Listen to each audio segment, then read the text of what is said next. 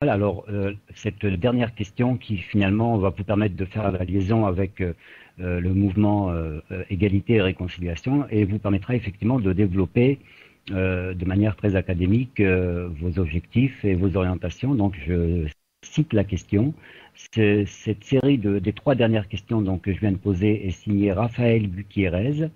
Donc, et je lis donc la dernière partie de cette question qui vous permettra de faire donc cet exposé sur égalité et réconciliation. Alors, votre association, Égalité et Réconciliation, va passer du statut d'association à parti politique.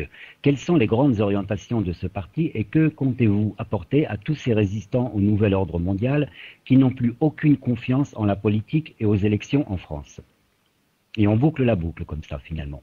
Alors déjà, je vous ai répondu. Moi, je ne crois absolument pas.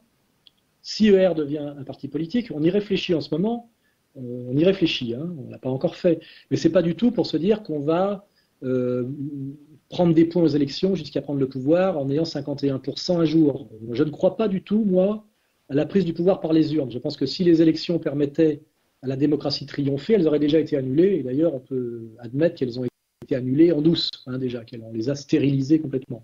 Mais je crois par contre que le fait d'être un parti politique peut nous permettre, dans une certaine mesure, d'être financé par le système pour critiquer le système. Parce qu'il faut, les gens ne connaissent pas très bien la mécanique politique, mais il faut savoir que quand vous présentez des candidats à une élection et que vous faites par exemple 1%, 2%, 3%, vous avez des subventions d'État. C'est-à-dire que nous, on a un gros problème de mouvements citoyens honnêtes, c'est que nous n'avons pas de sponsors, ou si nous en avons très peu et très peu d'argent.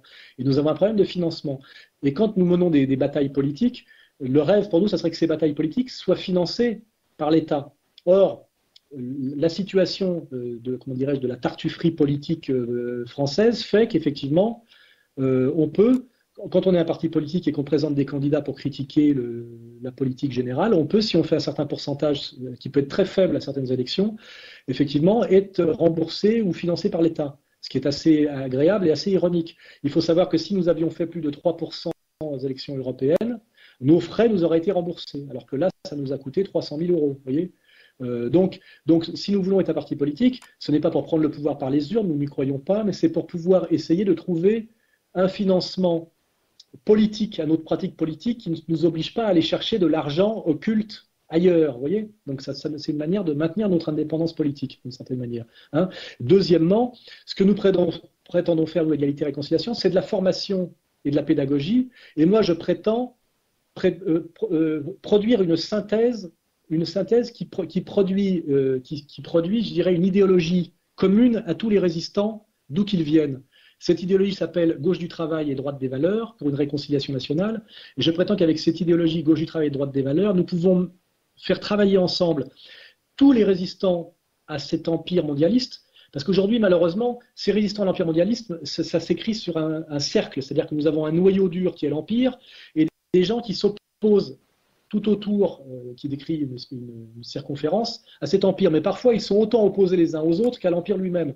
Et l'empire continue à régner en étant très minoritaire quantitativement, parce qu'en fait, il a face à lui une opposition totalement divisée. Et cette opposition est divisée car elle n'a pas de doctrine de synthèse commune. Vous voyez. Et moi, j'essaie de produire, j'ai essayé de le faire d'ailleurs au Front National à un moment donné, une doctrine de synthèse qui permet à des laïcs patriotes, à des musulmans, à des anciens marxistes, de travailler la main dans la main. Et cette doctrine, à laquelle je travaille à l'intérieur d'Égalité et Réconciliation, s'appelle Gauche du travail, droite des valeurs pour une réconciliation nationale. Hein.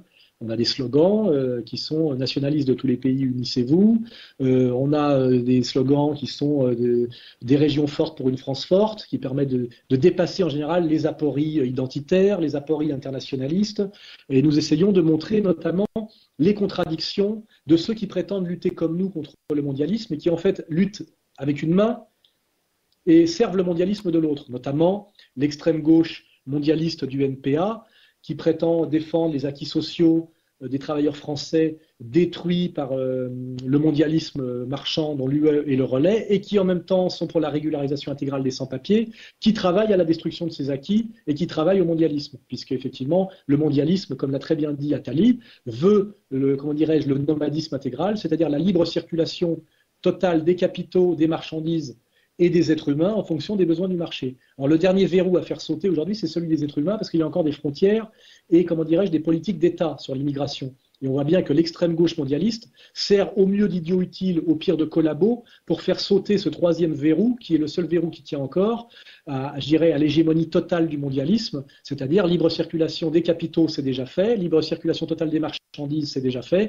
Il ne reste plus que la libre circulation totale des individus, des travailleurs. Et ça, malheureusement, ce sale travail est fait par comment dirais-je, les mondialistes d'extrême gauche, et notamment le NPA. Et je crois que ce n'est pas pour rien que le petit Besancenot est invité chez Michel Drucker et flatté par Sarkozy ou Attali, parce il donne un alibi moral et humanitaire à cette volonté de l'Empire, qui est que nous soyons tous des ilotes, que nous soyons tous des nomades, c'est-à-dire que nous soyons corvéables par le monde marchand et le monde financier, non seulement dans le temps, par la dérégulation et la déréglementation totale des acquis sociaux sur le travail et les heures de travail et le dimanche, etc., mais aussi dans l'espace, c'est-à-dire qu'on nous envoie travailler là où on a besoin de nous et qu'on aille chercher les travailleurs là où on en a besoin, c'est-à-dire les délocalisations et le nomadisme intégral, c'est-à-dire vous travaillez là où on vous dit de travailler, il n'y a plus de frontières, il n'y a plus de pays, et il faut détruire pour ça tous les enracinements et toutes les frontières et toutes les nations. Et malheureusement, les gens qui font ce sale boulot aujourd'hui au service de l'empire mondialiste, financier, marchand, c'est l'extrême gauche altermondialiste, sans papiériste. Alors la base le fait sans doute naïvement, mais leurs élites le font sciemment, et ça je connais suffisamment bien, comment dirais-je, Krivine et la clique trotskiste pour savoir que ces mondialistes-là travaillent la main dans la main avec l'Empire. Il suffit pour le vérifier de se poser la question de savoir comment le NPA a financé ces 7 listes aux européennes, sachant que chaque liste vaut 300 000 euros, minimum, hein, archi minimum.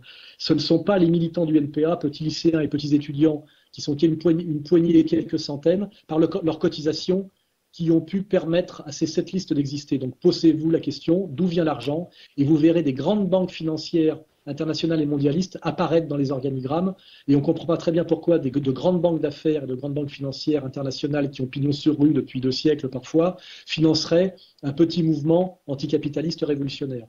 Et là, pour ceux qui ont envie de se dessiller un peu les yeux, qu'ils lisent l'excellent ouvrage de Solzhenitsyn, 2 siècles ensemble, ils verront que Solzhenitsyn a fait ce même travail critique sur les liens entre les révolutionnaires bolcheviques et les banques américaines, hein, à l'époque. Voilà, c'est toujours la même manip, les mêmes alliances et les mêmes enjeux et les mêmes stratégies et les mêmes résultats.